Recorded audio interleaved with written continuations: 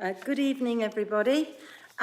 Welcome back. Happy New Year. I hope you all enjoyed a good break. So my name is Councillor Pounds and I'm the chair of this committee, and I'd like to welcome you all to Cambridge City Council's Environment and Community Scrutiny Committee, taking place at 6 p.m. on Thursday the 16th of January. I will now roll call councillors alphabetically by surname so that the public can see who they are. Are you present, please? Councillor Nesta? Present. Councillor Ashton? Present. Councillor Glassberg? She's not here yet. I'm substituting for Councillor Glasberg. Councillor Thank Tom. you very much. Councillor Houck? I'm present. Councillor Payne is on her way, I believe. Councillor Swift? Present. Thank you. And we've had no apologies. Councillor Griffin is all... I'm here. Hello, and he's representing Councillor Divkovic, who was unable to attend. We're also joined by Councillor Wade, Executive Councillor for Community Safety. Present. Councillor Holloway for Homelessness and Wellbeing. Present. And Councillor Rosie Moore for Climate Action and Environment. Thank you, I'm present. And Councillor Martin Smith, who's Exec Councillor for Open Spaces and City Services.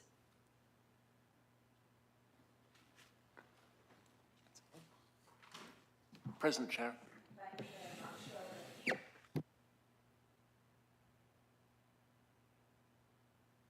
The officers we have this evening are Director of Communities Sam Scharf on my right, our Committee Manager James Goddard on my left, and our producer Boris Herzog next to him. We will have other officers joining us during the evening, mostly online, so I'll introduce them when their turn comes.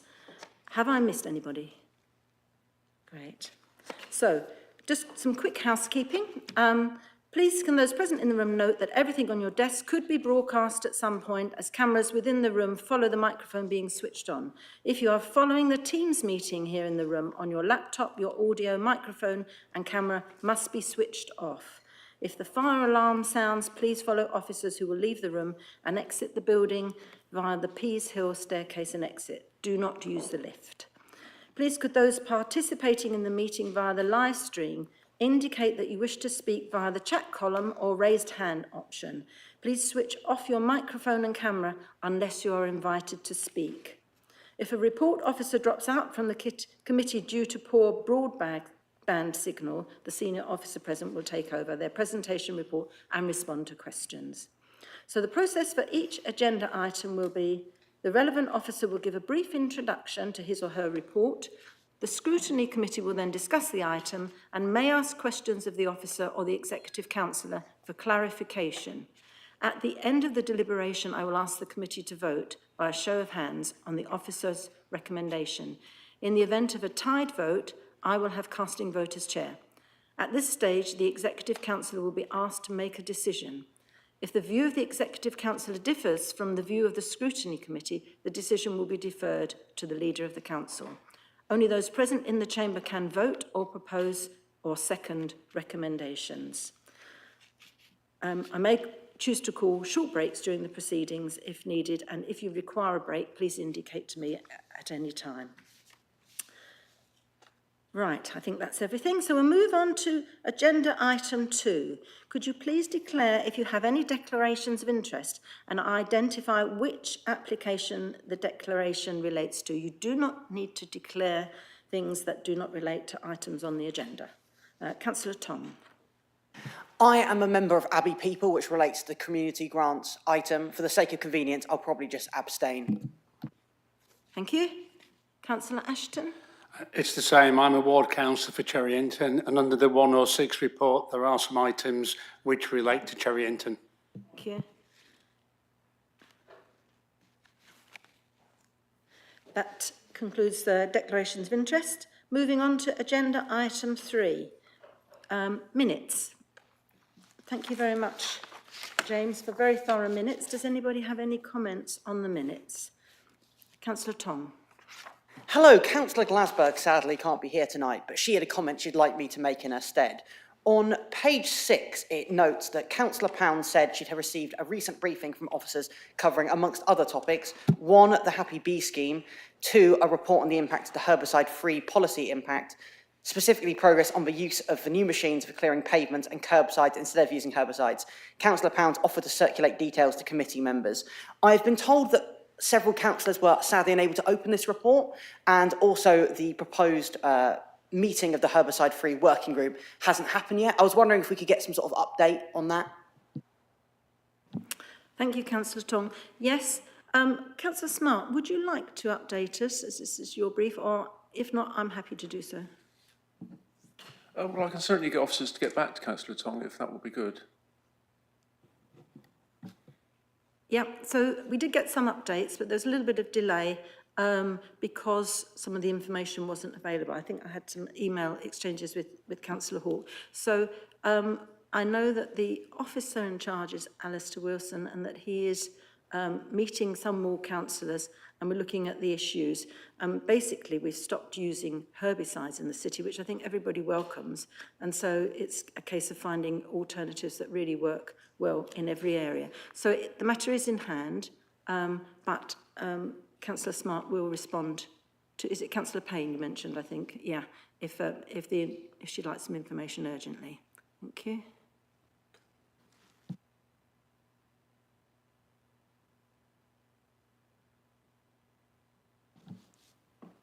Pardon? Councillor Tong mentioned they couldn't open a document, maybe resend it in a different format. No, we did try that, and there's something wrong with it. So I'm still waiting for a further response on that. And it was hard to tell from just the title of the document as to what it actually referred to. So I know that the officers are looking at it, so I'm hoping that we'll get a further response soon.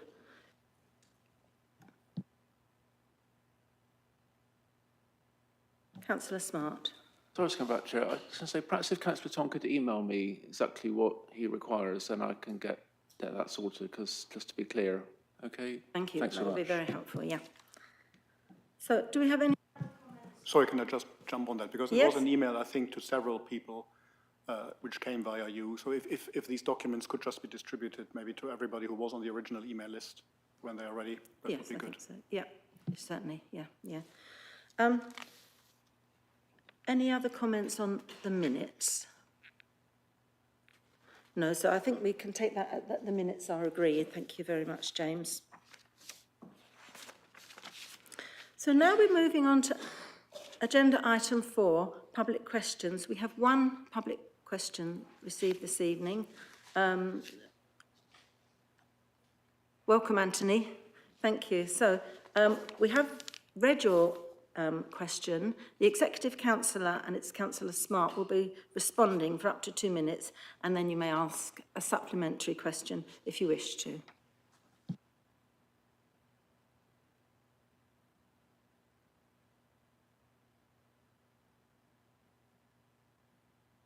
Councillor Smart, would you like to respond to that? Anthony, thanks for the question. Thanks very much. I don't know if you need to declare an interest as the dragon-related person in Cambridge, I think. And I understand you're not uniquely responsible for the dragon at the wreck in Coleridge.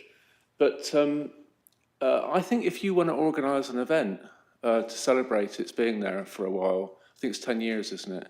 I think that'd be great. And I've been in touch with officers already, but there's kind of a form to fill in. So I think, if you get in touch with me in the first instance, I'll direct you to officers who can give you that information, and then we can get it going. And if there is going to be an event, then we could get it all cleaned up, I'm sure, for that. Thank you very much. Anthony, would you like to ask a supplementary question? I do, thank you. And yeah, I should declare an interest really in that it was my social media avatar that former councillors Herbert and O'Reilly decided to commission said dragon after the dragon won 89 votes in Coleridge Ward in the City Council elections with 89 votes in 2014. Now, my thinking behind this, because the slide itself has proved to be incredibly popular with hundreds of children over the over the decades, is rather than having kind of like a standalone event, is to incorporate it into something like the Bands in the Park series that you have, because having been at the previous 2 events that the council organised, over 200 people actually turned up to that, and it felt like it was a missed opportunity for community engagement and community outreach.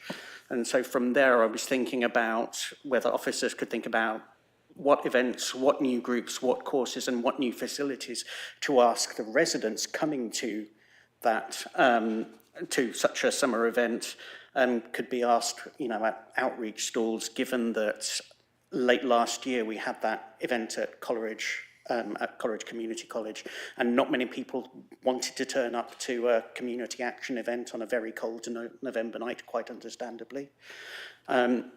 We've obviously had the announcement of East West Rail and the council's response saying they want to explore an eastern entrance to the railway station on Rostat Road. An event at Coleridge over the summer would be an ideal place to bring those two together and make sure that more of the community are aware of them than, again, say, having a consultation event at the Flamsteed Road Scout Hut, for example. And then finally, I met with Peter Freeman yesterday, the chair of the Development Corporation, and I gave him my kind of wish list of things to do and also things to avoid, and he said local councils should get in touch with him with their wish list of capital projects, which I thought was interesting. So I asked Mr. Goddard if he can minute the following, please. Yeah. James. Thank you very much, Anthony. We're, I think, out of time. If okay. Councillor Smart would like to respond, please, when you're ready.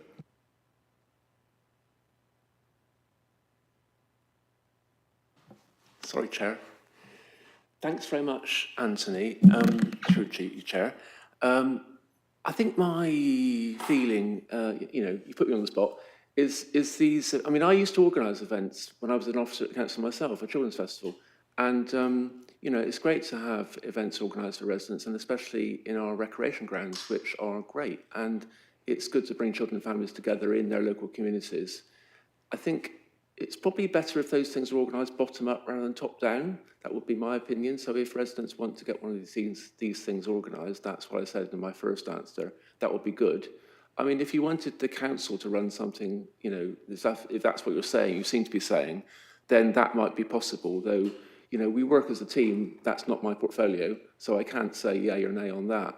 But I believe from my fellow councillor here that there's a forum in Coleridge that has talked about that, and that might be a good way to go do it through them, or both, you know, the council and the community together. But I think if there's a will, there will be a way. So it's not a big deal to organise a local event, you know, and it can be great fun, as you say, in the summer to get out and have some fun on the rec and, you know, celebrate the dragon. What's not to like? It sounds fantastic, and thank you very much for taking the time to come today to share it with us. Thank you. Thank you very much, Councillor Smart. I would say that as in my role as Deputy Mayor, I went to the Queen Edith Community Forum, and it is exactly that, organised by the community in conjunction with the council. So it had several functions because they had the waste team there as well, the recycling team, plus they had their own groups. Plus they had the activities groups that the council run. So I think it's very possible, and I think it was extremely successful. It was a really good day, so certainly something that you could think about to take forward. Thank you very much for your question.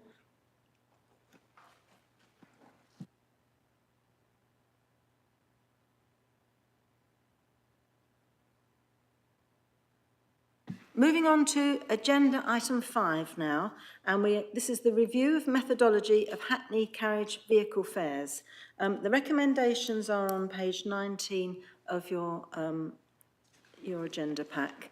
Do we have Yvonne O'Donnell, the Environmental Health Manager, to present? Yeah, I'm online, Councillor. Welcome, Yvonne. If you'd like to Thank you. carry on. Thank you, Chair. Yeah, this is a report for the Hackney Carriage Table of Fares. It's a licensing report that comes to this committee. So for Hackney Carriage Vehicle Fares, it is the responsibility of the licensing authority to set these.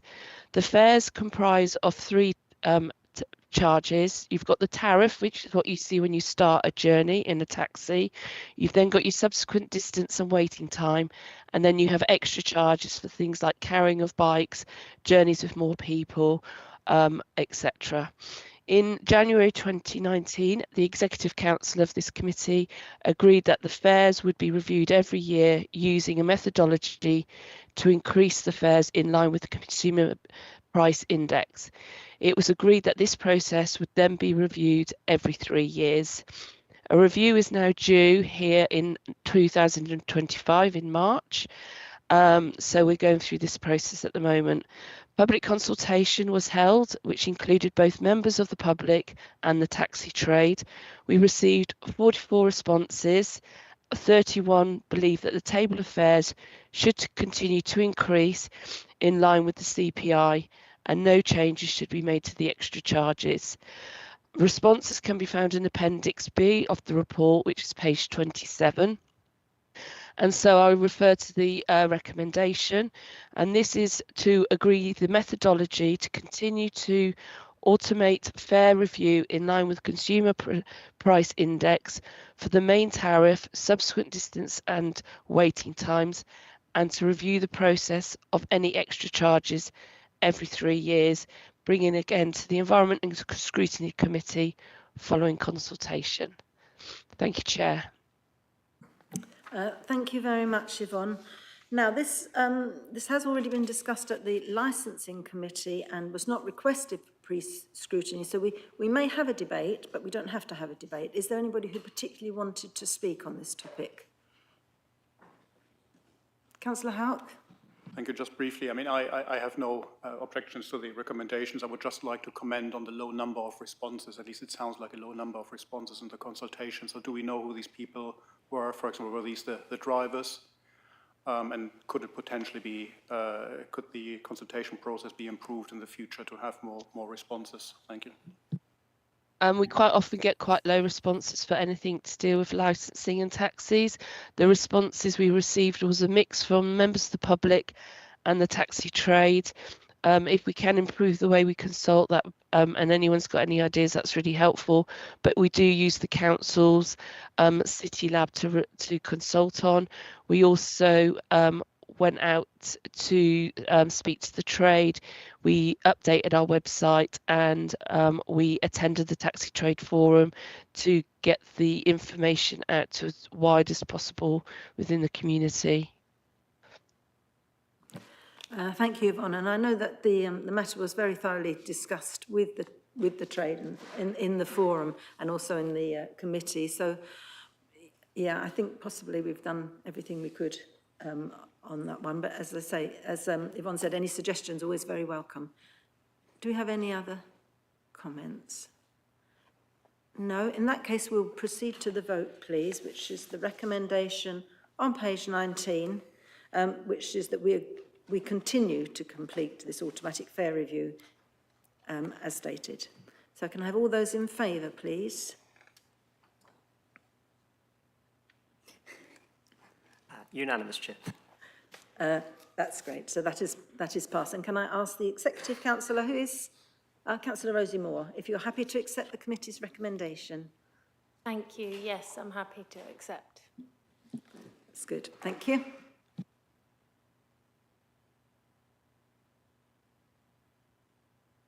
Now we move on to agenda item 6. This is the materials recycling facility and the budget, and the recommendation is on page 41. Now I understand we do have a proposed amendment for this. So I think first of all we hear the officer's introduction. Yeah, thank you. And then we'll consider the amendment. So, Bode, are you with us on the line? Sorry, Chair. Bodhi is not with us today, but myself, Rebecca, is going to present today. Oh, thank you very much, Rebecca. When you're ready, yeah. Okay, thank you. So this report is to provide an update on the financial impact of the procurement exercise that was undertaken by the Recap Waste Partnership, which covers the 5 waste collection authorities, and presented new contract options, which begin in March 2025, in a couple of months. So the new proposed arrangements, which will come into effect in March, are for a new contract for a bulking waste transfer facility at Waterbeach, and for entering into the new contract with a materials recycling facility run by a company called Regen. The costs of those new contracts do represent quite a significant uplift in the current costs that we have been paying under our previous contract for the last 10 years. And so the estimated sort of overall impact of the MEF costs on our budgets is just over 2.2 million, but obviously that cost is shared because it's a shared service. So for Cambridge City Council, it's about 985,000. The cost increase of these contracts are unfortunately unavoidable, largely due to market changes in the market and the value of the materials and the higher specifications and the material capture and recovery technology in the MRFs. And the budget pressure has already been taken into account in the medium-term financial strategies. I also just wanted to point out that the costs will be offset in a number of ways, including obviously increased revenues that we're hoping to get from our commercial waste service, the ongoing transformation programme to improve efficiencies in our service delivery, and also most recently the payments we have received from central government as part of the extended producer responsibility scheme. So that's new funding from government, and we know that the monies that we will get for that for next year is just over £1 million for the City Council. So just moving on to the recommendation. So it is recommended that the committee notes the additional MERV costs and the options that are being pursued from March this year when our existing contract arrangement ends. Thank you very much, Rebecca. So before we move to the amendment, is there anybody who wanted to comment on the actual motion that we're being asked to note? Are you all happy with that? Yes. Councillor Ashton? Yeah, if we go to page 6 of the minutes, I brought this up way back when an urgent decision was taken out of cycle. And I find it very difficult as a member of the Scrutiny Committee to be given papers now, 6 months after this was raised about it could be a concern, what was going on, and what appears to be a fait accompli. We have a shared waste service, and I do believe no matter what we vote tonight, this will have to go through.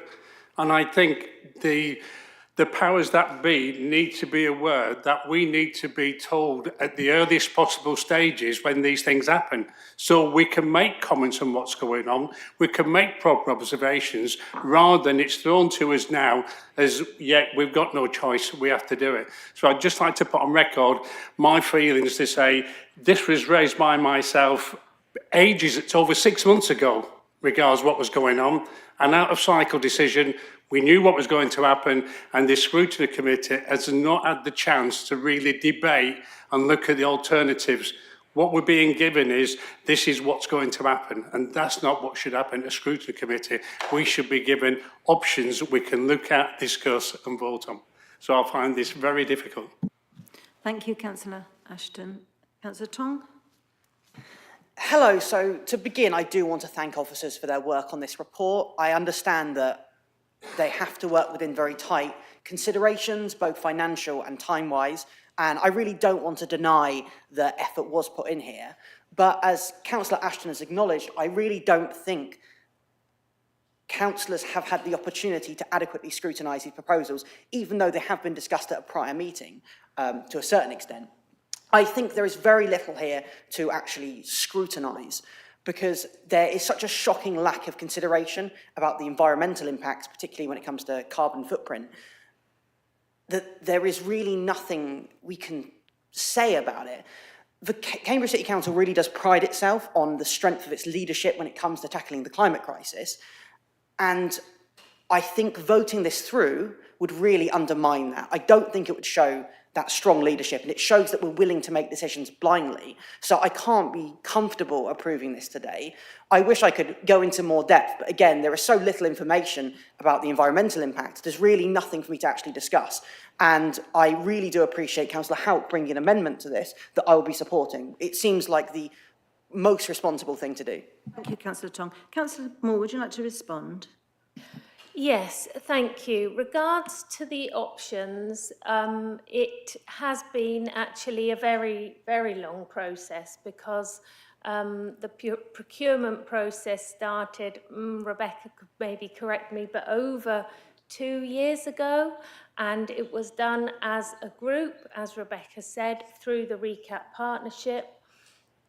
That procurement, obviously, as a local authority, we have to follow very strict guidelines. We're spending public money. We need to spend that very carefully. Obviously, there are other rules to make sure that procurements are fair and the best service for the council. The first procurement, there was nothing that satisfied, and all of us had to go out again. Initially, we wanted to do it as a group, as we had done before. Unfortunately, the figures that were coming back for that were unaffordable, and so we broke it up into separate lots. However, we've signed a memorandum of understanding so that all of the councils within the RECAP area are paying the same amount for their service wherever the recycling goes. So yes, an absolutely huge amount of work has gone into this. Actually, the contract ended at the end of August last year. And so we were in a very difficult position. A, we needed to send our recycling somewhere in August, and B, we need to send our recycling somewhere now in March.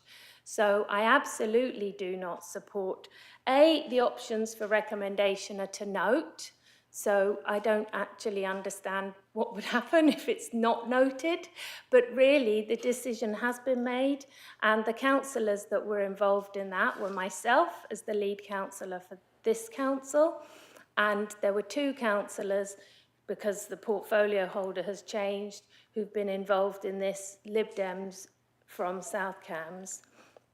Officers who are experts have worked tirelessly to get the best for the council, and I totally disagree that there's a lack of consideration for the carbon footprint. We can't give the exact figures because until the recycling is then sold on and recycled somewhere, we don't actually know what the full carbon footprint is because it changes. Obviously, it's not great bulking up our recycling and send it to Waterbeach. That would not have been our first option, our first choice. However, there are real benefits to the efficiency and what materials can be still recycled in the new contract. There'll be no change to our residents, so we're able to recycle everything that we do now, including plastic film, which unfortunately not all MRFs will accept. So there'll be no changes, and more of what goes into our residents' blue bin will now be recycled. Up to now in Waterbeach, because unfortunately there hasn't been very much investment in that facility over the last few years, 80% is recycled. At the new modern facility in Newry, it will be 99%. So it's a balance. Yes, it's not good sending it all the way over there, but once it gets there, it will be recycled. This is also for 5 years. So we have in that time, obviously we may want to extend the contract, see how it goes, but within that time, we'll be able to review what's on offer for us and as a council and as a shared service. So I would not recommend the amendment to this. Thank you. Thank you very much, Councillor Moore. I think we'd all like to thank you for your hard work on this, and also the officers, because obviously it's been a really difficult situation, and it doesn't just involve us, does it? It involves all the other shared waste providers. So I think now we'll move to the amendment, and Councillor Houck, you have 2 minutes to present it. I mean, in a way, we already, Councillor Moore already addressed the amendment. Sorry, Councillor Ashton, I will age. Sorry, Councillor Ashton, did you want to make a point? I'd just like to point out, nobody's saying the amount of work the officers have put in on this. Nobody's saying they haven't looked into it. But as a councillor on the Scrutiny Committee, I would like to have further information I would have liked to have more information. For instance, where the other councils send their stuff for recycling? Are we the only council sending to Newry? What other councils send it there? What other councils send it elsewhere? So what I'm asking is, as a Scrutiny Committee councillor, we should have been given more information about what happens in this country with our recycling, rather than the fact we just have this document now which says it has to go to Northern Ireland. And that was my concern, that we're left with no choice tonight, but basically to say it has to go to Northern Ireland, otherwise it just gets in landfill. And that's the option we're faced with, which is not an option really. Thank you, Councillor Ashton. So, Councillor Moore, if you'd like to respond. Thank you. Yes, well, we can definitely come back with some more information about recycling generally across the UK. And no, we're not the only council that sends recycling to that facility. Rebecca may have more information, but we can absolutely put something together. Thanks, Rebecca. Thank you, Councillor Moore. And Rebecca, would you just like to give Councillor Ashton any more information you've got? Yes, of course. So yeah, we are not the only authority. So obviously within the VCAP procurement, Peterborough City Council also won that contract with Regen. So in terms of immediately local councils, Peterborough City Council are also using that facility. And we know that there are 16 other councils across England and Wales and Scotland who are sending their recycling to the MRF at Newry. So that helps. Thank you very much. Right, I would like now to move to your amendment, please. Yes, if you'd like to present it, Councillor Yeah, maybe Houck. I should actually present or move the amendment that we are debating. I should say Councillor Payne will second that if a seconder is required in this case. So thank you, Chair. So obviously recycling is an incredibly complex operation. I would like to acknowledge and thank the officers for the hard work that has gone into this report and the procurement process behind it. And recycling is both a responsibility and an opportunity. It saves resources, protects our environment, creates skilled jobs, and drives technological innovation. And I believe most of our residents, or even all of our residents, are committed to doing their part. But there's always more to do, and we must ensure that their efforts yield maximum impact. We already know that the costs of recycling are set to increase significantly. This makes it all the more important that our waste collection and recycling procedures are efficient, sustainable, and economically viable. Recycling is only as good as the quality of the materials it produces and how effectively those materials are used. In this case, we are told the new contract will increase efficiency from 80 to 99%, and most recycled materials will be sold on the UK market. And this is encouraging. However, residents are rightly questioning the environmental and logistical impact of transporting waste over 400 miles from Waterbeach to Northern Ireland, a journey crossing the Irish Sea. You could hardly find a spot further away from Waterbeach within the UK. Unfortunately, we've learned that the operator of the local waste recycling facility in Waterbeach, Talia, did not submit a valid bid. Thus, Waterbeach is not an option anymore. However, there were still several other bidders. I think it was 7. The Cambridgeshire and Peterborough Waste Partnership state among their goals to create sustainable waste infrastructure and to communicate and promote clearly the RECAP objectives to make a positive contribution to combating climate change. This council has committed itself to fighting climate change. Yet, We've learned that transportation impacts and the carbon footprint in particular weren't considered in the procurement process, and estimates won't be available until March, after the new operator begins. The lack of this foresight is concerning. Therefore, I urge this committee to ask Greater Cambridge Shared Waste Services to defer any new contract for our region until this critical data is available for proper scrutiny.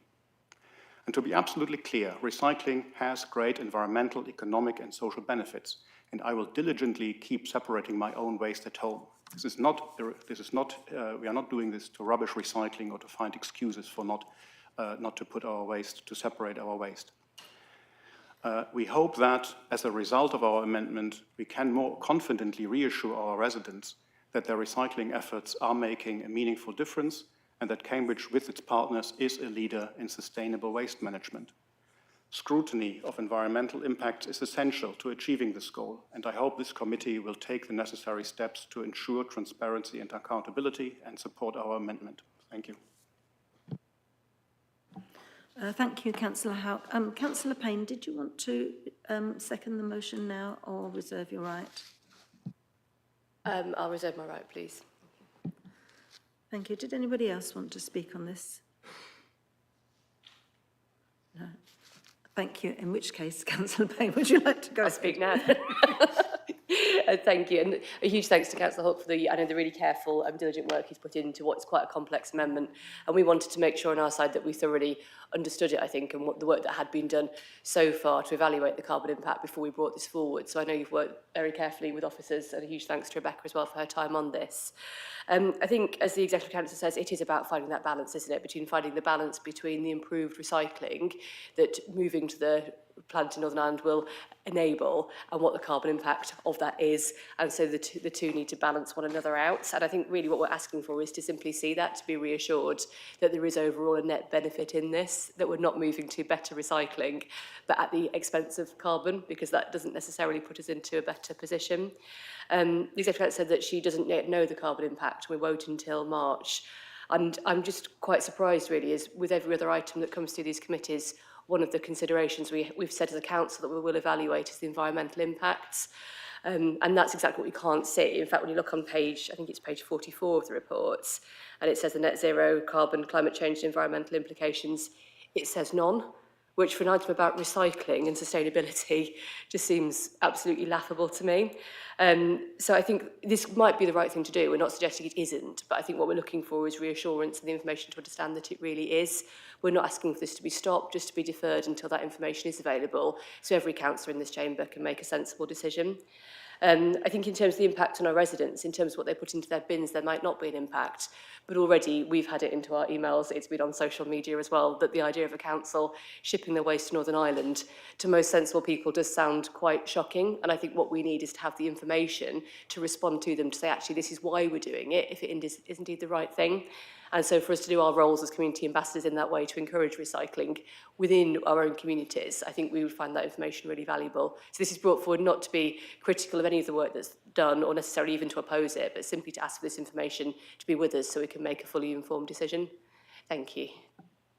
Thank you, Councillor Payne. I'd just like to ask Rebecca if you have any comments on the amendment or anything that you would like to add to the discussion.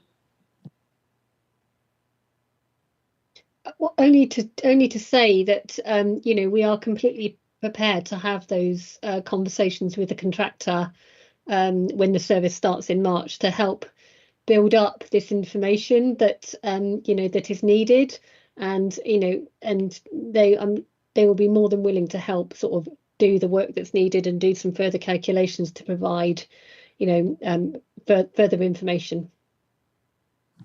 Oh, thank you very much. That's very helpful. And Councillor Moore, if you'd like to conclude, please. Yeah. So this is one of the strange things about the way that our committee system works, because I would like to, I do recommend that we go ahead with this procurement. I understand that's not actually what the decision is within this paper, it's just a note. But a lot of work has gone on to find the best option for the Greater Cambridge Shared Waste Service covering the City Council, the City of Cambridge. And this is the best option in these circumstances. And I'm more than happy for us to report back in 6 months, if there's enough data, but if not, a year, on how the contract is going, the impact that it's had on our recycling rates, the impact of the journeys, how many of those journeys are able to be offset by, obviously, the regen are sending lorries with the recyclate to facilities in Britain. So if they're already driving back, they're empty, they can take our recycling on the way. So we will be more than happy to feed back on that in 6 months or within a year or both, depending. I'm hoping that there'll be really good news on the recycling figures, because that 19% could make a really big difference. It's about 400 tonnes a month extra will be recycled. But we also should remember that recycling itself is not a panacea. It is better than putting it in landfill, which is the option if we don't go ahead with this contract now, because our recycling will fall off a cliff otherwise. But even when we have this, reducing what we have, reusing and then recycling, that's the waste hierarchy.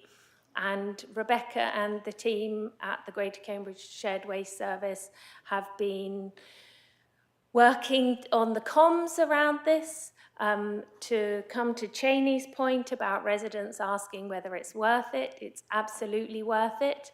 And Rebecca has put together some, there's a little video and some information on the website about what happens to our recycling.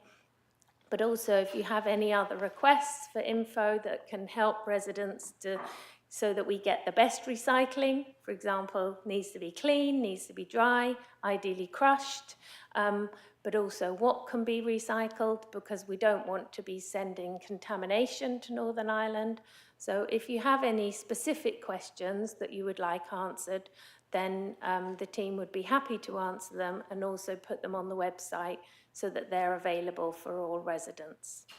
So I really hope that this committee will not support this amendment. Thank you. Oh, thank you very much, Councillor Moore. And I think, yes, I read the room that we would very much like an update when it's the right time to do it. So now we're going to move to the vote, first of all, on... I just want to make clear, I mean, we are all hoping that... Very briefly then, please, yes, Councillor even with the new data, the decision will be upheld and we don't have to change contractor. We really hope that the data will confirm that the decision was the right one. It would obviously the best option for everyone. But it is about procedure, and it's also about communication to the public to show that we have the data. This decision was made based on all the available relevant information, and we think this is an important issue and it's been an oversight. Thank you very much. That's what we are supposed to do at the Scrutiny Committee. Yeah, we are now moved to the vote on the amendment. Those in favour, please. Yes, on the amended motion. 3 in favour of the amendment, Chair. Those against? No. 5 against, Chair, so it's lost. So the amendment is lost. So we now move to the substantive recommendation, which was to note the procedure that's gone on so far and to agree to it. So can I have all those in favour?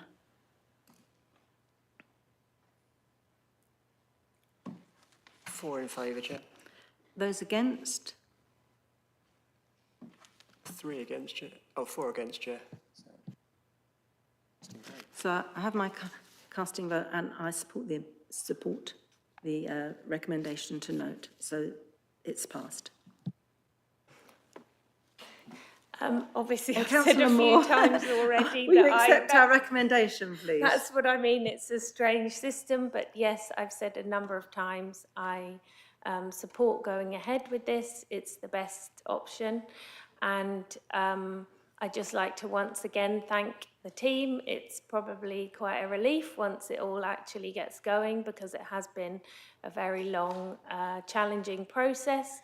And just to say to residents that absolutely it's worth recycling all of your recyclables using the blue bin, and they will, the more that goes in your blue bin now will get recycled. So please keep recycling, but also obviously reduce and reuse where possible. Thanks. Thank you, Councillor Moore. Councillor Ashton, did you want to have a quick word? Yeah, Chair, I'd just like to say this is very confusing for our residents, I think, because they believe we are totally in control of our waste, and it's apparent we're part of a larger conglomeration which we are a voting body on to a certain degree. And I think our residents, it needs to be made clear that it's not just a Cambridge City decision, it's part of this large partnership. So even if we vote against it, it will still go ahead because it's part of a larger decision. So I think it needs to be made clear that we fight within this organisation to say we want the best for our residents, but we don't have the final say, from what I can understand tonight, because we're part of South Cambs, and if South Cambs say we want to go with it and we're part of the shared service, it would make it very difficult for us to say, no, we're going to go alone. So I think it needs clarity of how we're sorting out this going forward, because it's got to be for 5 years. And like we say, the information now to give to our residents so they fully understand how we come to these decisions. Because it was to note, in a sense, not to vote on. So it wasn't us making a decision, it was just noting a report that's been given to us. Thank you, Councillor Ashton. I mean, and we know that running the shared service saves a huge amount of money, doesn't it? I think and that's why we did it in the first place, but obviously it comes with some issues as well. What did you have in mind? That the website is updated, that we send out more information to residents? Councillor Moore, do you have some suggestions? If it's just a case of getting more this communicated to residents, that this is actually a good option for them? Well, if you have any suggestions, then we'd be happy to look into them. But the website is very clear that it's a shared waste service. It is called Greater Cambridge Shared Waste Service. It's in all of our press releases, both the lead councillor for the executive for the city and the executive for South Cambs are always quoted, and even on most bins now it says South Cambridge and Cambridge City. So I don't know what else, and obviously in leaflets, bin hangers, anything that we do. So if you have any other suggestions, but just to say we're an equal partner, just as obviously South Cambs are, so we wouldn't, if one of us isn't happy with the decision, then we wouldn't go ahead with it. So I would see that more as a positive, that obviously I've said today, almost, because you're saying not enough has come to this committee, I'm saying trust me, but it's not just me, it's my opposite in South Cambs. So I'd see that as a positive. 2 heads are better than 1. Thank you very much. And if anybody has any more queries, do please email Councillor Moore or the officers. And the information is on the Shared Waste website. Hopefully that will be enough for residents. Thank you. Right. Is anybody ready for a break, or are we happy to move on? I think I'll take that as we're happy to move on. So we look now at agenda item 7. Oops. On page 51, I believe.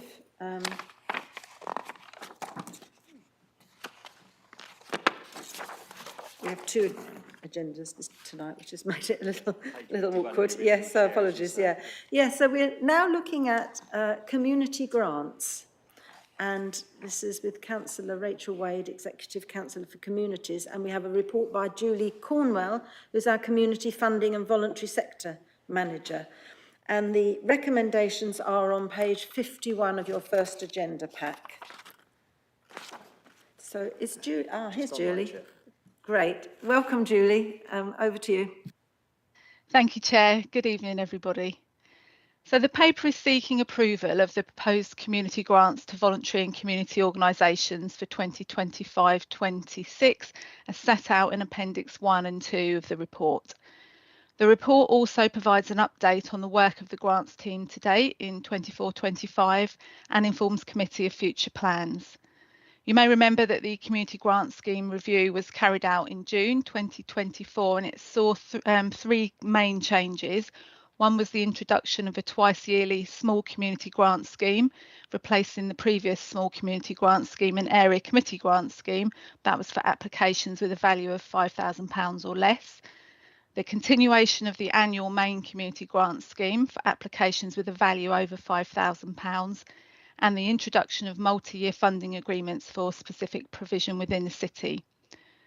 The funding recommendations in this paper relate to the annual community grant scheme for applications with a value over £5,000.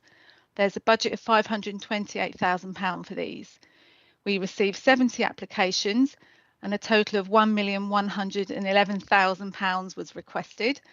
The total value of the activities and services proposed to be delivered through the grant funding is just short of £3 million, and that excludes volunteer time and in-kind contributions.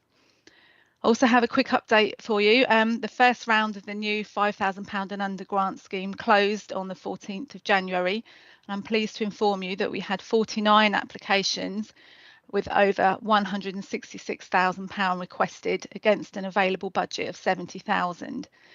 This significantly exceeds the combined amount requested from Area Committee and small grant schemes for 24-25. Several of the applications were from groups that have not previously applied for an Area Committee or community grant, and several applications were from groups supporting minority ethnic communities. There's been a fairly even spread of funding requested across the priority areas, with the exception of arts and cultural activities, which formed the highest amount of funding requested. We've had correspondence already from several groups that they're intending to apply for round 2 of the scheme, so it's clear that the demand for smaller, more responsive grants is high. But going back to the over £5,000 grant applications presented in this report, where groups are recommended for a nil award, we signpost to other funding opportunities and provide feedback on the reasons for our recommendation. These reasons are set out at 4.7 in the report. If the recommended awards set out in Appendix 1 and 2 are approved, the budget for community grants with a value of £5,000 or over will show an overspend of £10,000, but this will be offset by an underspend that we're predicting of around £13,000 for discretionary rate relief applications. We anticipate the remaining £3,000 to be fully allocated on discretionary rate relief once the outstanding information that we're waiting for from some groups has been received. I'm happy to take any questions at this point and would like to recommend that the community grants proposals set out in Appendix 1 and 2 are approved, subject to the approval of the Council's budget in February. Thank you, Chair. Thank you very much, Julie. So I'll move to the floor, and Councillor Tong, if you'd like to ask, and anyone else, is there anyone else who would like to speak? Hello. So firstly, I'm going to quickly reiterate that I'll be abstaining on this item. I think you've selected a lot of amazing groups, but because I am a member of one of them, I think I may as well. I don't think it's going to be a particularly contentious vote anyway, so there's no reason for me to really get involved if there's any ill feeling. One thing I did want to ask about was the Strawberry Fair grant. Now, I love the Strawberry Fair. I helped volunteer at last year's Strawberry Fair. It was a fantastic time. It was a fantastic event. But I thought they had already announced they weren't going to be running a Strawberry Fair this year. So I was wondering if I could have a bit more information about that, because the grant itself is for the delivery of the June 2025 Strawberry Fair. Yes, absolutely. I had just drafted the report and then selfishly gone on holiday, and then the announcement came. So I'm afraid it was a matter of the papers had already gone to committee. The Strawberry Fair, I have communicated with the Strawberry Fair team to say how saddened we were by their decision, and that we'd welcome an application for them for future years. I mean, like you, I think what we particularly like about that event and their application to us normally is the real emphasis they put on the volunteering element of that event. So we will reallocate that grant in discussion with the Exec Council It could be on any number of things. Yeah, so happy to consider anything, but it will be done in agreement with Councillor Wade. Thank you very much, Julie. Do we have any more questions? Councillor Griffin? Yes, thank you. I think this is probably a question for Rachel.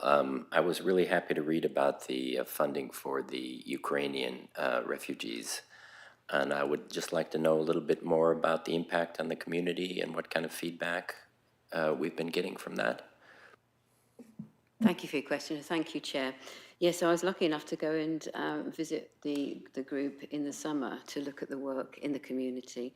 Because as you know, from reading the report on page 57, the Tier 3 funding was brought in 24-25, and groups tell us that it's been a major step forward for them.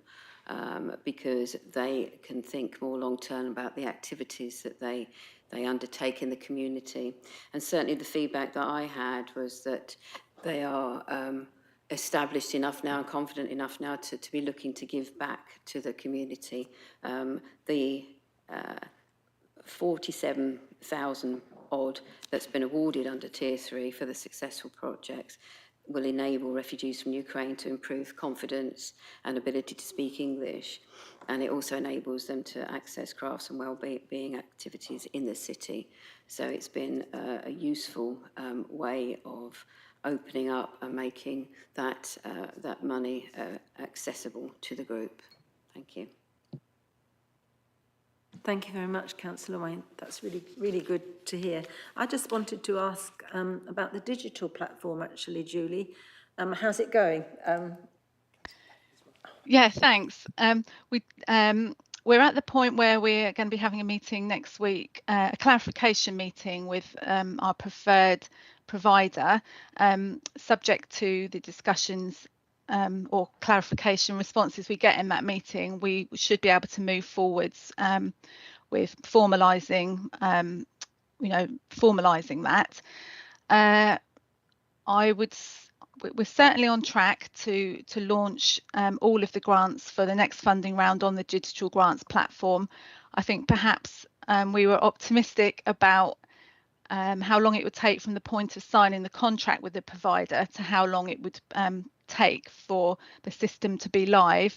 But I have been assured that as long as we provide the resource our end, we can shorten that really as much as we like, as much as we've got the capacity to speed things up.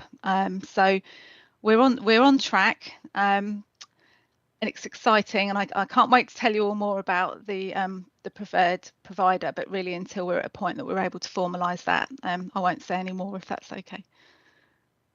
Thank you very much. So that's really good news, because I think that will be very welcome news to all the groups, particularly small groups who are making their applications, to know that that's coming in the future. Do I have any more? Oh, Councillor Payne, beg your pardon. Thank you, Chair. Yeah, just to echo our thanks for the huge work I know you put into supporting the groups through this, and it's always a really fascinating and quite lovely read, I think, isn't it? I just wanted to ask two questions. One is, so I know that when groups make their applications to you, you look obviously at the impact of the work that they will have and what the sort of wider community benefit will be. There is always a number of groups who apply for grants year on year. Is there any evaluation before awarding the grants again of the impact the previous year's grant has had, if that makes sense? It's also, my second question is, it's really good to see the multi-year community grants on page 55. So for CCVS, CECF, and the Citizens Advice Bureau, and I think that's really good to see those longer term grants for organisations which, to be frank, we really do rely on. I think there are a number of other organisations represented here, such as Cambridge Sustainable Foods, who we probably couldn't afford to see fail as a council for the hard work that they do. Is there any scope to kind of expand that provision of those longer term grants to help organisations like that, who I know have got huge plans around their community supermarkets, to access those longer term grants as well, so they can sort of build towards that in their plans? Yeah, two really good questions. Thanks. In terms of, are we able to evaluate previous year's performance, if you like, before we make a decision about awards? We can do that in some cases. For the larger awards, we ask for 6-month monitoring, and we get that returned to us round about early October. That's when our grant application round has closed for the coming year, and we're just in the process of assessing grants. So it's incredibly intense. Officers work overtime, so we really don't have the time to look at all of those 6 months monitoring while we're assessing, but we do our best to. So there's that, but we don't get the monitoring, for example, for the end of this year. We won't get that monitoring until April. Whereas obviously I'm here with you now in January asking for you to approve a set of recommendations. So it is difficult if we're only asking for end of year monitoring. What we tend to do is just reflect back on the previous years, but also you know, my team and myself, we go and visit these groups. We attend trustee meetings. We have meetings with the CEOs of some of these organisations. So in year, we're kind of getting intelligence and forming relationships so that we can be confident of our decision making. And in terms of the multi-year grants, I think we would all like to increase the number of multi-year grants that we give, but I think it's just a balance, because as you see from the report, the demand for annual grants was huge. And I'm sure some of those people that applied, you mentioned some of the groups that apply every year. You know, I'm sure they would really like to have a multi-year award, but we still, I feel, need to keep some money aside for new groups and emerging groups, because it doesn't feel fair to them if we have no money available for them to make a difference in their community. So I think it's just it's a balance.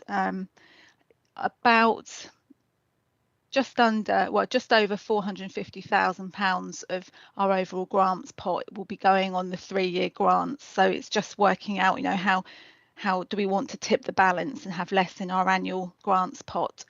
But I think longer term overall, we need to look at community investment more generally. For example, can some groups be better supported through the Match My project facility, which some of you may have heard about, which is sort of small activities being supported through our procurement portal that will soon be available.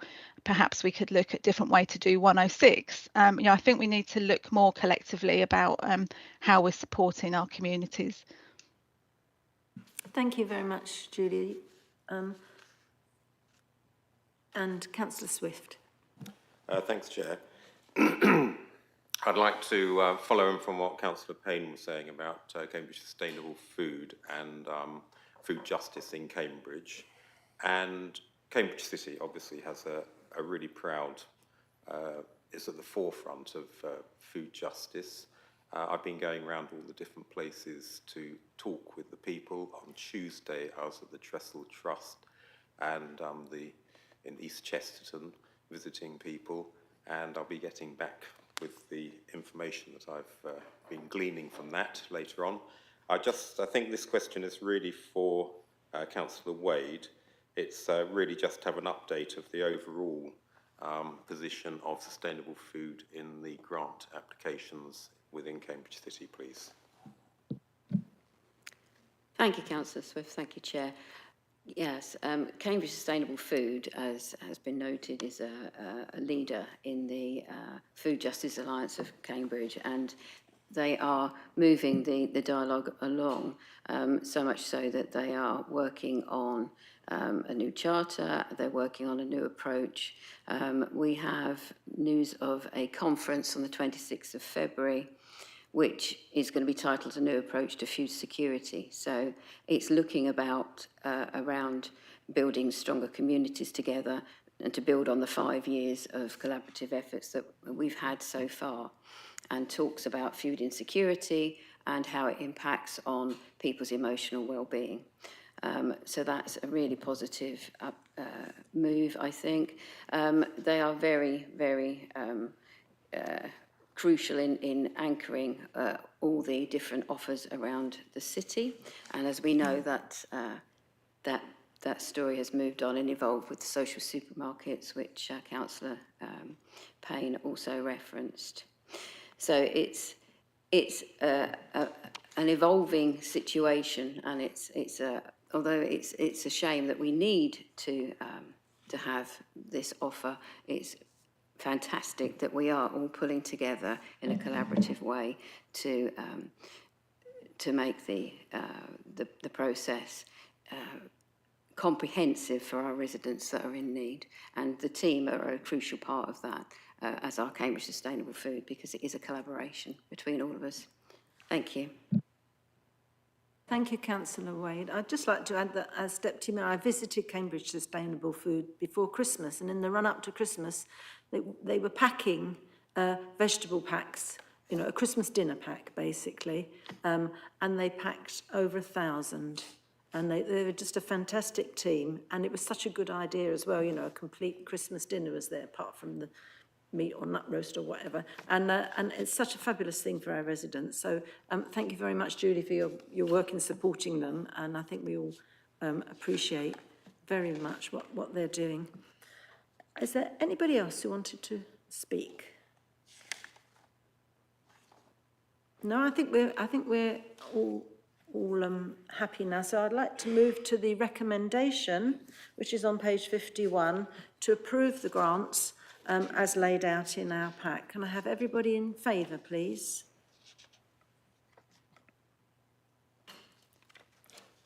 Seven, Chair. And any abstentions? We have Councillor Tong, because he's involved. So that's agreed. So Councillor Wade, are you happy to accept the committee's recommendation? Thank you, Chair. Yes, I am. And thank you to Julie and the team for all their hard work, as ever. Thanks. Yes, thank you very much from all of us, yeah. If nobody's wanting a break, we'll move on to item 8, which is in your second agenda pack now.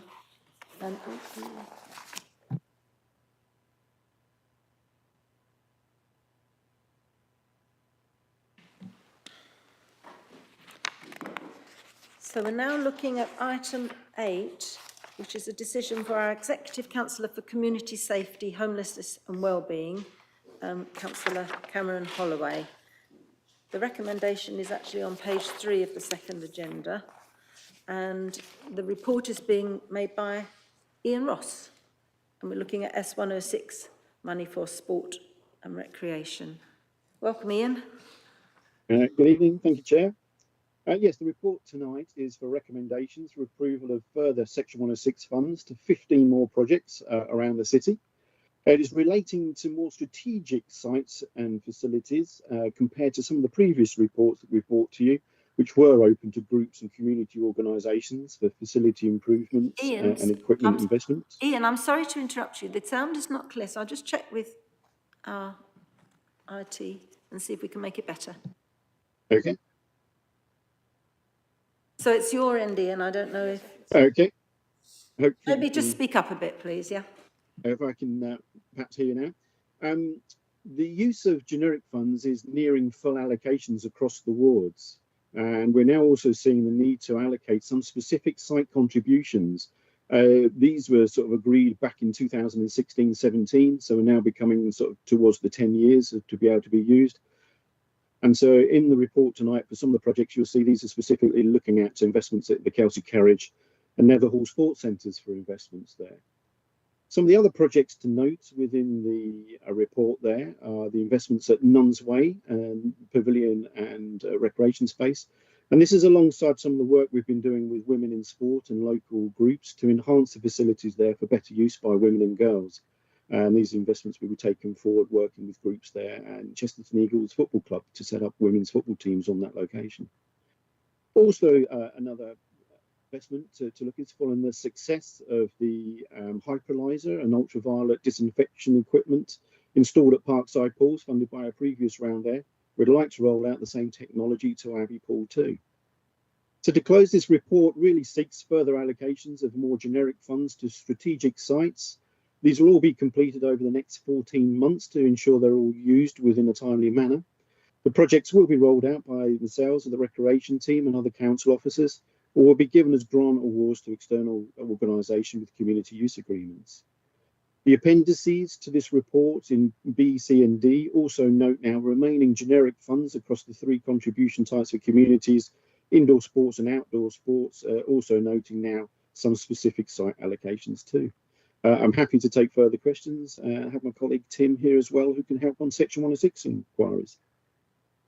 Thank you very much, Ian. So I'd just like to also say thank you to John Richards and Tim Weatherfield, who are also here and may well be able to answer some of our questions. So over to you. Do we have any questions? Councillor Ashton. Thank you, Chair. Thank you, Ian, for the report. I think one of the things that always causes concern is actually what projects are taking place and the timescale. So if I just pick up my own ward in Cherry Hinton, I noticed that the earliest use is 26-27, and it points out £9,200, and then in 2033, 21,000. We have a limited amount of officers who can deliver these projects, so they tend to overrun sometimes, and that causes the confusion. So it would be good if we could have some kind of more detailed breakdown of when those projects are kicking off, who's responsible for it, exactly what they are, and then we can, ward councillors can speak to that project officer to find out what's going on. And I say, I appreciate all the time and effort you put into spending this money. It's not an easy thing to do. But as ward councillors, we get frustrated and we don't want to take it out on you. We want to work with you so we can deliver these projects as fast and efficiently as possible. And you mentioned, again, the Cherry Hinton one. We've got 2034 for when money can be used for the village centre. And so it seems a lifetime away, but we know it can soon overrun. So can these be brought forward if necessary? Thank you, Councillor Ashton. Would you like to respond, Ian? Yes, certainly. Some of the projects coming forward now, as I say, are using up some of the generic money. So they are more local projects than that. A lot of the funds we will see in the future are already dedicated to sites and site specific. And as you mentioned there, to either investment within the Cherry Hinton Village Centre and places like that for indoor sport. What they exactly are spent on at the moment, yes, is still to be agreed. And actually, as you mentioned as well, as how we can actually pool some of those monies to get a better investment in the sites from there. Really going forward from that, yes, we can look to work with yourselves and local groups and community groups there. We are just finishing up the next iterations of the indoor sport, playing pitch strategies and swimming pool strategies. And the backs of those will have investment plans linked into the site appraisals we're doing and how to invest and improve facilities across the city. So again, there will be more specific action plans in there, and we will be putting those, they'll hopefully go through the planning cycle for adoption in sort of early summer, we hope, going forward from there. So yes, there is a lot of work we can still do to be able to allocate these funds and actually have more of a timeline for delivery of how they can be allocated and work with particular groups, especially indoor sports facilities, which are a little bit more tricky to spend because they're very site dedicated, and to be able to establish projects with the groups, not only just our own facilities, but other facilities that run particularly through the academy trusts in our sites. Thank you. Do we have any more questions? Councillor Griffin? Yes, thank you, Chair, and thanks, Ian. I have a question about the funding of the Abbey Pool water disinfection systems. I was really happy to read about that because I'm an avid and frequent swimmer myself. But it's a great thing, but I noticed that we do have those same systems installed at Parkside already, and the paper says that it's been successful, but I'm just wondering, do we really know that it has been successful, and how do we know that? If I may then, Chair, the success on the Parkside has really been a lot from user feedback, what we've seen there, and then also working with our contractor GLL, Greenwich Leisure Limited, Trades Better there. What they're seeing as well in all kinds of reductions in chlorine deliveries and chemical deliveries, the amount of transport that's been used, we're cutting down on that. So again, having less vehicles in and transporting around the city to improve the carbon footprints there.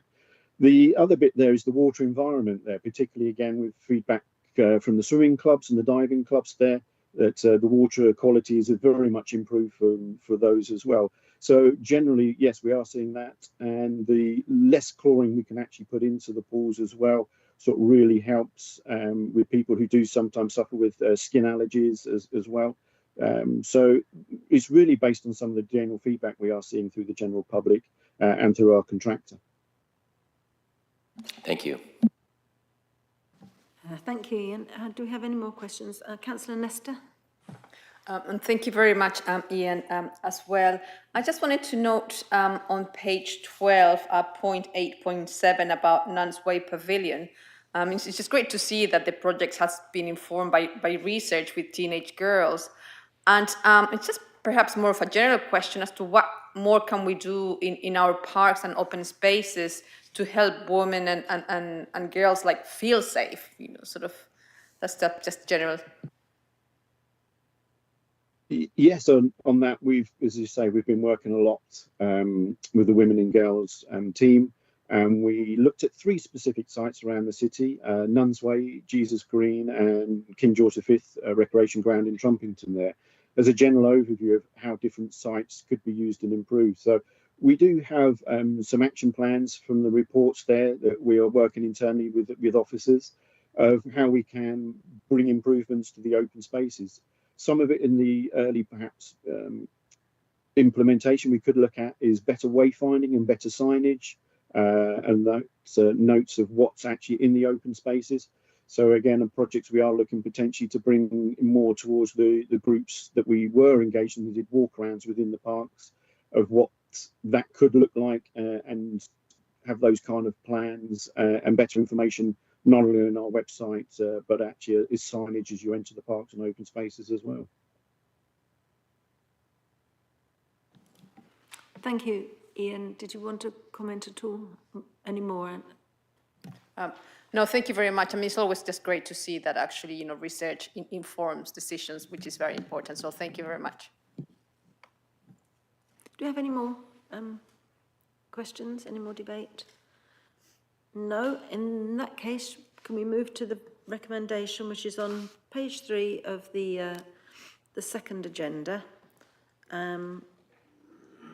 All those in favour? That's unanimous, Chair. That's great. Thank you very much. So, Councillor Holloway, are you happy to accept the recommendation of the Scrutiny Committee? Yeah. Yes, I am. Thank you, Chair. And thank you very much, Ian and Tim, for all your work on this and your colleagues' work on it. And I look forward to seeing all these new facilities and equipment popping up around the city. So thank you. Thank you very much, Ian.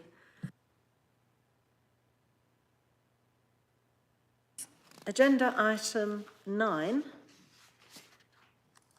and that's also on S106 funding, but this is streets and open spaces. So I think John Richards is going to present.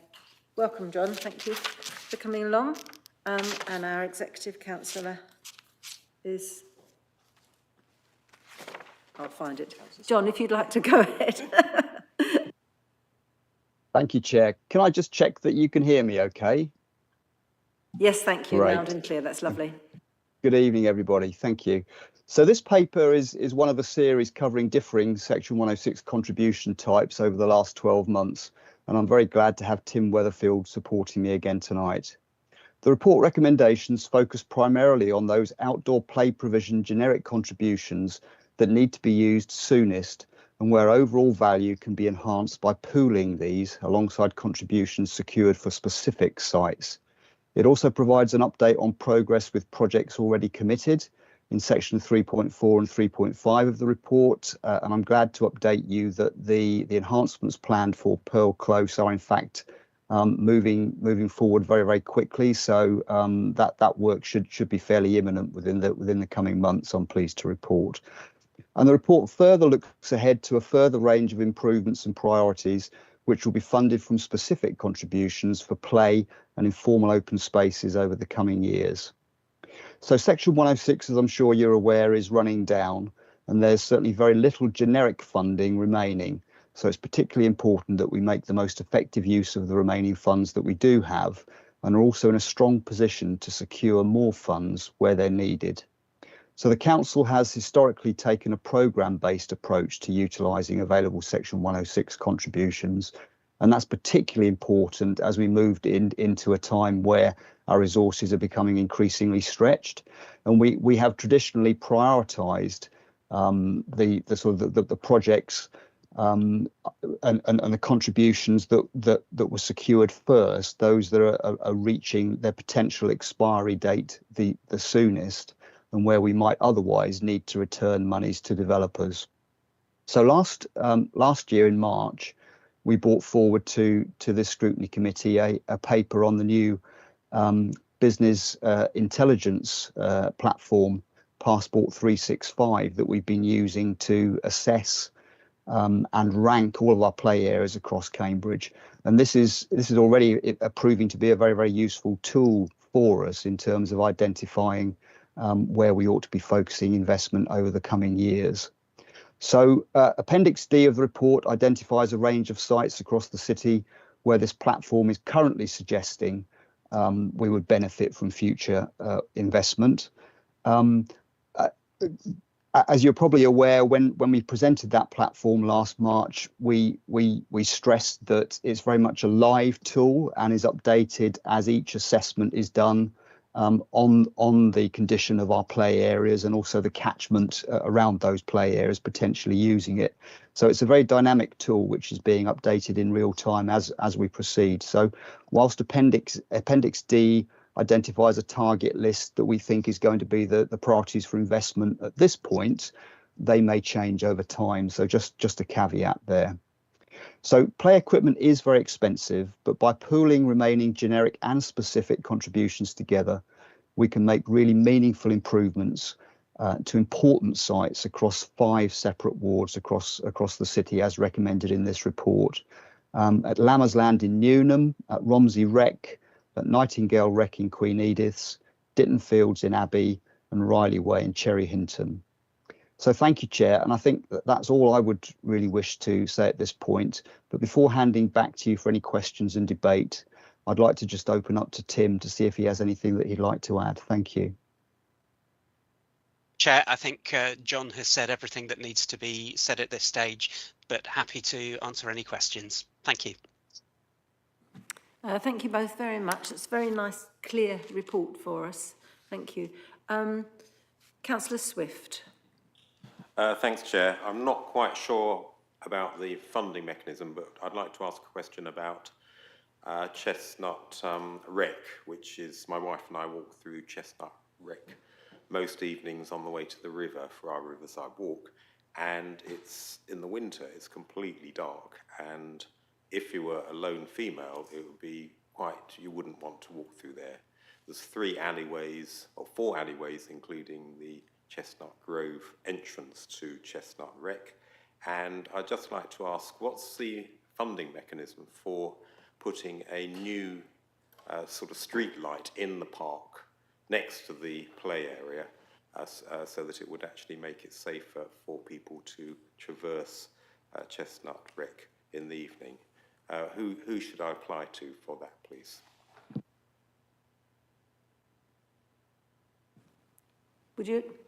Are you able to respond to that, please, Yeah. John? Yes, of course, Chair. So we have used Section 106 monies for enhancements to equipment at that location previously. We tend not to fund lighting enhancements using Section 106 investment. And the reason for that, I'm sure Tim could give you more information on if needed. But the essence of it is that we don't normally use Section 106 funding for enhancements that are going to incur additional and ongoing revenue costs to the council. That's something that we traditionally have chosen not to do. That said, I think there are other factors for consideration other than just funding. We have on occasion used environmental improvement programme funding to fund some lighting in open spaces where otherwise we wouldn't have been able to provide it, and there is strong demand for lighting. We tend wherever possible, because lighting can prove very, very expensive in terms of, additional cable runs and connections and those sort of things. We've tended more recently to use solar technology wherever possible. But it's important to remember as well that lighting open spaces can be a very emotive subject for people, and there are probably as many people who don't support it as would support it. So with street lighting, where there's a clear safety advantage for that, those deliberations don't normally get so protracted. But in open spaces, particularly with increasing recognition of the importance of dark skies and the impact of lighting on ecology and biodiversity, it's something that we do need to think very, very carefully about before committing to anything. But Chair and Councillor Swift, we'd be very happy to look into this further for you if you'd like us to do that, and happy to do that outside of the meeting if that would be helpful. Yes, please, that'd be great. Thank you. Chair, I wonder whether I might just add to what John has said by just pointing out that Section 106 funding can't be used for running costs. So that's a key point behind what John was saying. Thank you very much for that. I think it's quite an interesting, actually, thing that you've raised, Councillor Swift, because, for example, in Romsey Rec, we know that the railings are getting quite broken. One of the entrances is broken. The tarmac for the pathways around needs doing, and it's quite tricky for councillors often to know where to go or how to get these sort of things done. Obviously they don't seem to be S106. So actually, it's just something that perhaps could be thought about going forward. To make it happen, because obviously our open spaces are so important to residents. The green spaces, and it's sad to see them get run down and tatty for basic things like painting railings and maintaining them. Thank you.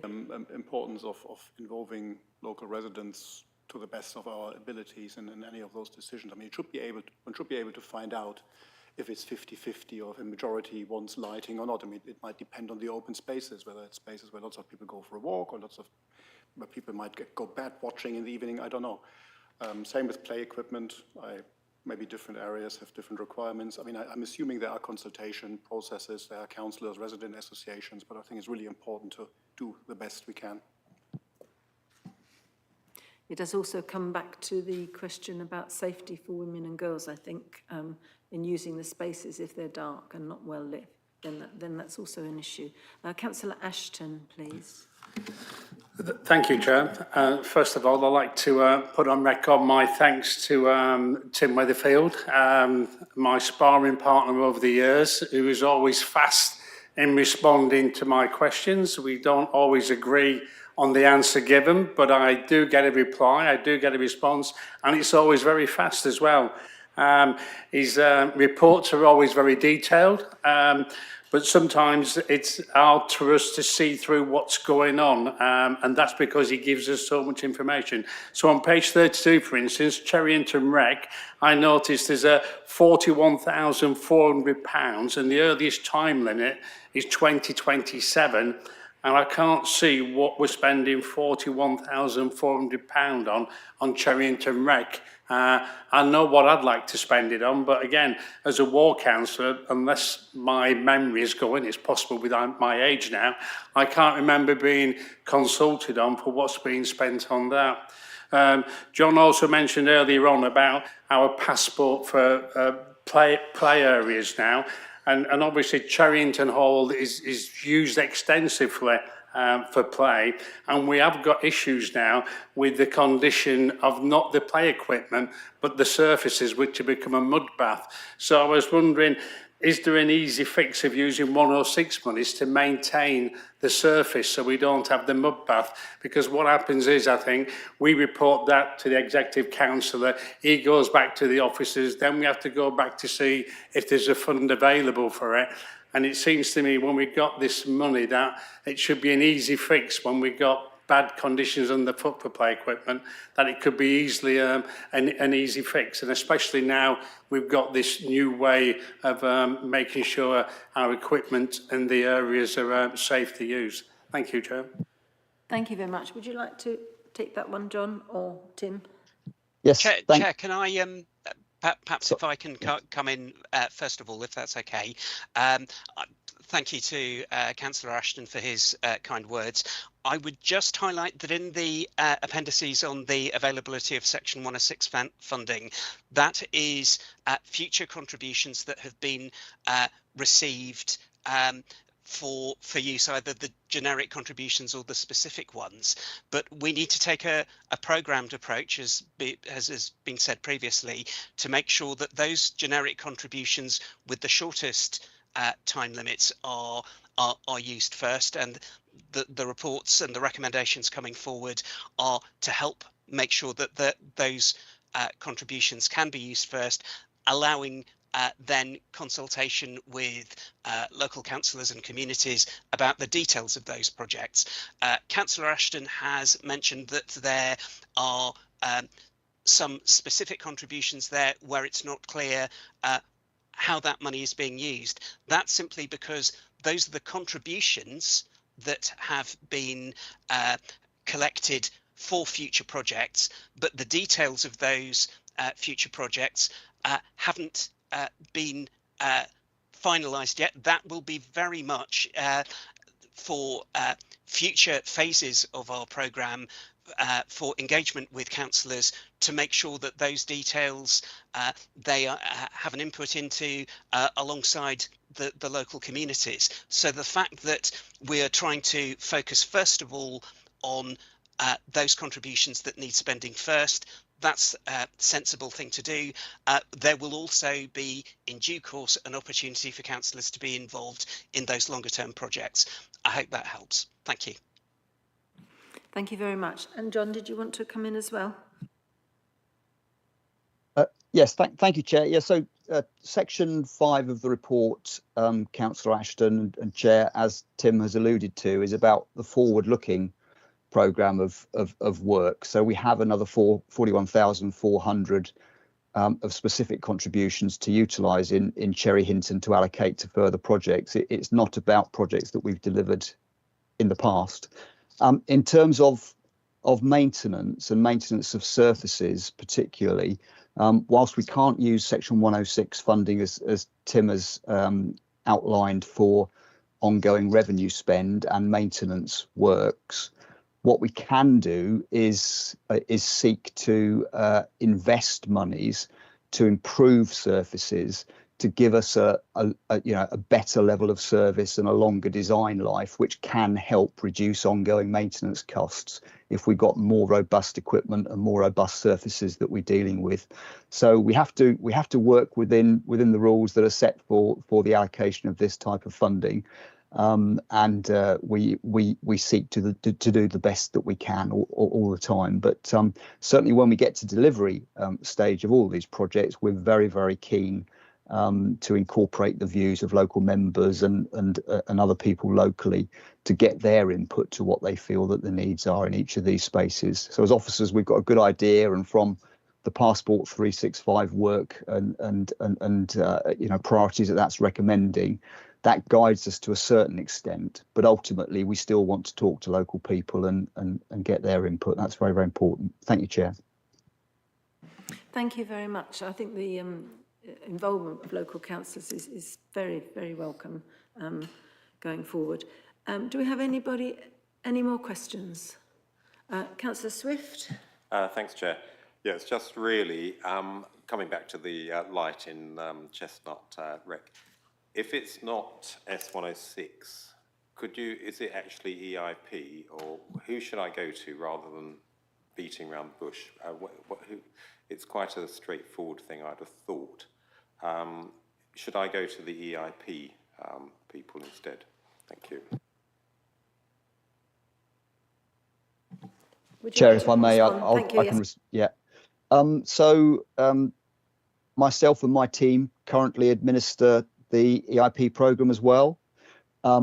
So we are at the moment playing catch up with delivery for a lot of previous EIP commitments, as we are to a degree with Section 106 as well, and a lot of work had to be paused in around the sort of the 2020 to 2022 period, dealing with some of the resourcing pressures that came out of the pandemic. So we've got back up to speed again, and we are delivering the outstanding commitments. We still have well over 50 outstanding commitments that we're working through. So we are not in a position to invite any further applications for further projects at this stage. That said, we have budget funding for the existing commitments. Given that where we are in terms of service pressures as a council,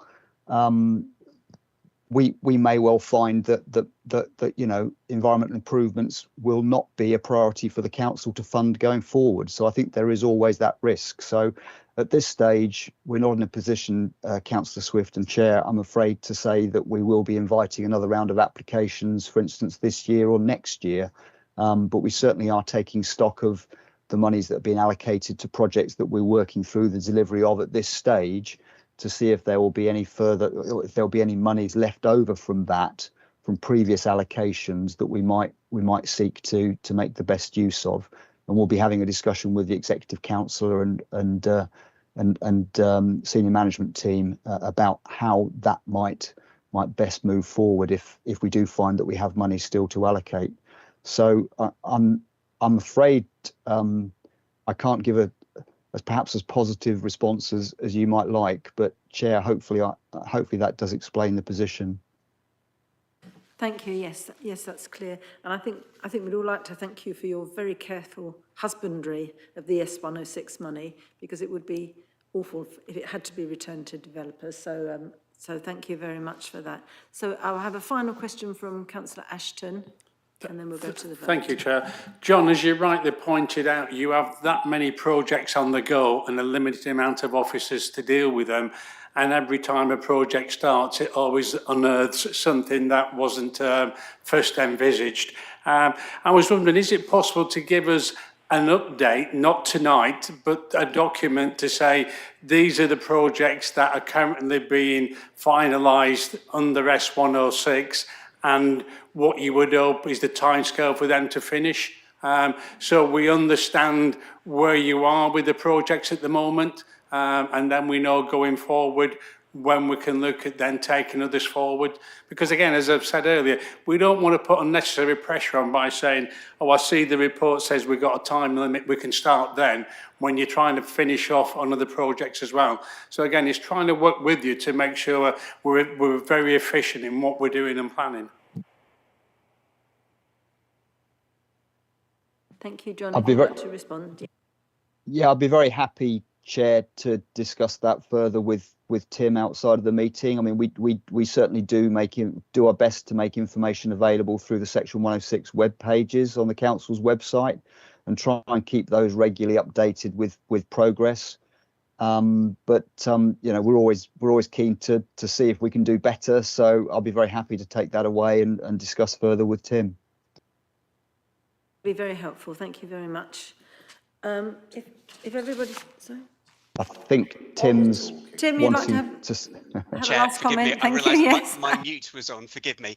I would just add to that the council's webpage on mitigating the impact of growth, which is what Section 106 funding is about. We've updated those pages to give a list of a range of projects that are Section 106 funded projects that have been completed in the last year. I would also draw members' attention to our photo gallery of completed projects that are Section 106 funded, where every ward in the city has benefited from those. We'll try to get more photos on that photo gallery in due course, but it's really worth looking at to see the positive difference that Section 106 funding has made over the years. So thank you. Thank you for that advice. We'll certainly do that and hopefully pass it on to our residents as well. Now, if we're going to the vote, I'd just like to say then there are 5 recommendations to vote on and then 2 items to note. would we like to vote separately, or are we happy to take those recommendations in one lot? One block, yes, that, I think that's for everybody, yeah. So, in that case, looking at page 26, recommendation 2.1 A, B, C, D and E, can I have all those in favour? Yep, that's unanimous, Chair. Thank you. And then 2.2, there are two items that we are asked to note. Are we happy with that? Can I have all those in favour? Yep, unanimous, Chair. Unanimous. So that's all passed unanimous. So can I go to our Executive Councillor for Open Spaces, Councillor Martin Smart? Are you happy to accept the committee's recommendations? Yeah, thank you, Chair, and thank you, Committee. Can I just say a few words as well? Yes, please I won't do. be too long, Chair. I know time's getting on. So I've just been listening to the debate. Firstly, I'd say to Councillor Swift, if I may, Chair, through you, I've heard as a politician people say no to me before, and sometimes it's gone the other way. So just because you've been told this evening that it's not possible to get this streetlight, if you want it, and if you think that the community are in favour of it, then I would say work to that. I've looked at the site myself. There are a couple of streetlights in the garages area. I don't know if they're both working or not. It was in daytime when I looked. So it might be possible to extend into the playground area, I'm not sure. But having said that, I mean, I've had involvement in some sites relighting, for example, Councillor, what was it, the motion at the last full council about some lighting across King's Hedges Rec, which is being sort of looked into. That was a request. Also, there's some work being done on St Thomas's Square. I think lighting was sort of discounted there because of the reasons, mostly reasons given by officers today, you know, about